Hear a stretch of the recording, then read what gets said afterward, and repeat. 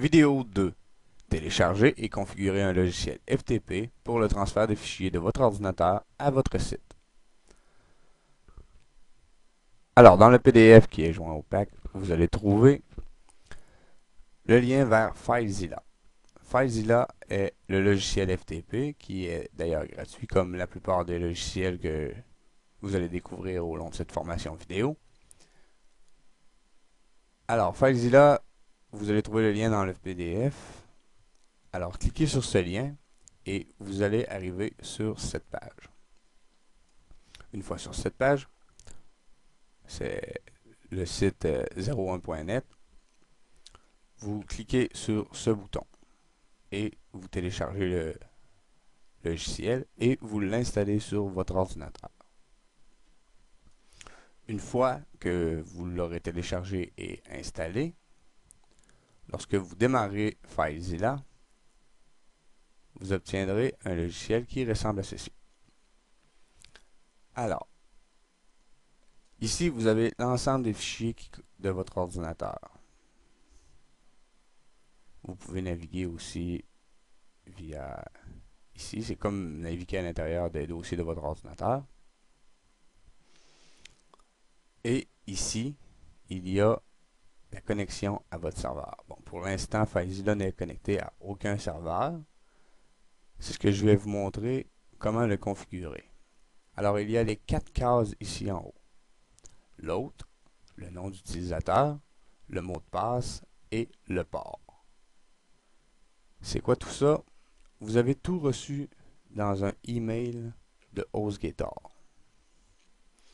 Lorsque vous créez votre compte chez HostGator, vous allez recevoir un email de leur part avec comme titre Your HostGator Account Information. Alors, ça reprend votre nom de domaine que vous aurez choisi, votre nom d'utilisateur, votre mot de passe et l'adresse IP de votre site. Ici, j'ai tout biffé pour ne pas que tout le monde voit comment se connecter à mon serveur. Alors, ici, il y a le nom de vos serveurs.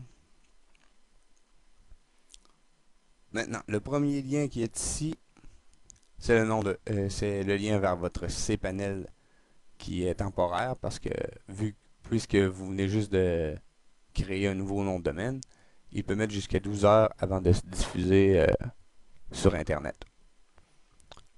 Ici, vous pouvez voir votre site avant que vous ayez uploadé des fichiers dessus. Votre site, pour l'instant, va ressembler à ceci. Alors, c'est une page par défaut que HostGator crée pour tous les nouveaux comptes. Alors, je vais vous montrer comment remplacer cette page par la page de votre site. Vous pouvez cliquer sur ce lien et vous allez aussi retrouver, c'est le même lien que le lien qui est ici. C'est le lien vers votre cPanel. Alors, revenons à FileZilla. Comment configurer? Alors, nous allons trouver le premier champ à remplir, l'autre. Toutes ces informations sont dans l'email de bienvenue. Dans le champ Autre, vous pouvez copier, coller l'adresse IP de votre site. Alors, faites copier les chiffres qui sont ici et ensuite, venez les coller dans ce champ ici.